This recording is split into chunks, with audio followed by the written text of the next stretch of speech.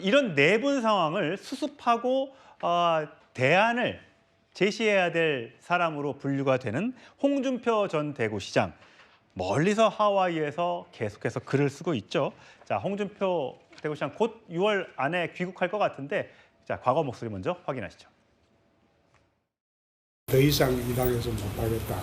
그거야 이준석 대표가 이제 알아서 하겠지. 그러니까 이 정도 합시다. 내가 갔다 올게. 갔다 올게 했는데 간 것 같지가 않고 부곡 하와이에 계신 것 아니냐라는 얘기를 계속해서 듣고 있는 홍준표 전 시장. SNS에 또 이런 글을 올렸어요. 대선 패배는 자업자득이다. 석고 대죄하라. 국민의힘의 후보 강제 교체는 정당 해산 사유가 될 수도 있다. 국민의힘은 병든 숲이다. 이제 불태워 없애야 한다.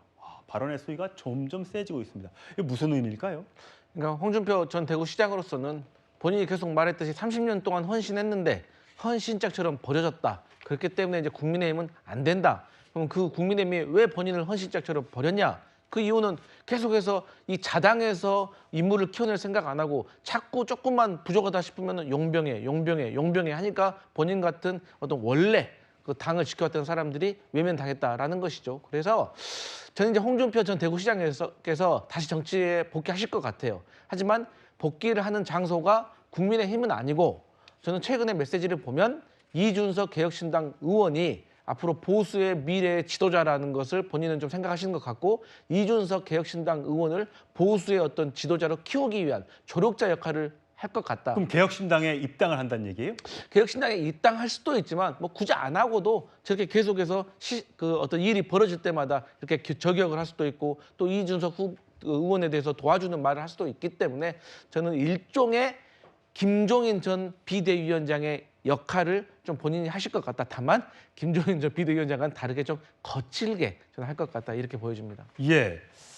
정 변호사님 보시기에는 홍준표 대구시장의 이 생각, 어제 정치인이었으니까 지금 정치판을 떠났다고 하지만 그런 것 같지가 자꾸 많아서 이 의도는 뭐라고 파악하세요? 뭔가 미련이 있는 거 아닌가 그런 생각이 들고요. 그다음에 홍준표 전 시장이 전 후보가 SNS에 뭐라고 했습니까? 이제 대선 끝나고 나면 국민의힘은 빙하 시대가 올 거라고 그랬어요. 영어로 아이스 에이지라고 하지 않았습니까? 그러니까 진짜로 제가 봐도 국민의힘은 빙하 시대가 올 것 같습니다. 그런데 홍준표 전 후보는 대선 후보 4강까지 올라갔던 분인데 지금 어디 있습니까? 따뜻한 하와이에 앉아가지고 국민의힘 보고 니네 이제 빙하 시대 올 거야. 그다음에 니네는 뭐 위헌 정당으로 해산까지 될 수도 있어. 석고대죄해야 돼. 이렇게 이야기하는 게 정치를 그렇게 오래 하셨다라고 하는 분이 할 이야기인가? 아무리 그런 생각이 있다고 하더라도 가만히 계시는 게 본인이 몇십 년 동안 몸담았던 정당에 대한 그런 예의가 아닌가? 저런 이야기 한다고 해가지고 홍준표 시장 전 후보가 하신 말씀 중에 틀린 말씀 별로 없단 말이에요. 그런데 역시 맞는 말씀하셨네. 이렇게 박수 칠 만한 그러한 그 국민들이 여당을 지지하든 야당을 지지하든 몇 명이나 될 것인가? 저는 여태까지 그 쌓아놨던 모든 것들이 다 날 그 깎아먹는 그런 행동을 하시는 것이 아닌가 그런 느낌이 듭니다. 예.